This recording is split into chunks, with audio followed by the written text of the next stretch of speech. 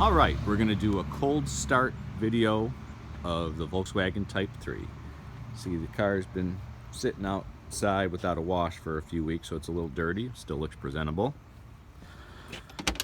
Had it running yesterday, not started today yet. I haven't done anything as far as adjusting the choke or carburetor or anything, so it might not hold a cold idle, but it should start up good for us, about 40 degrees.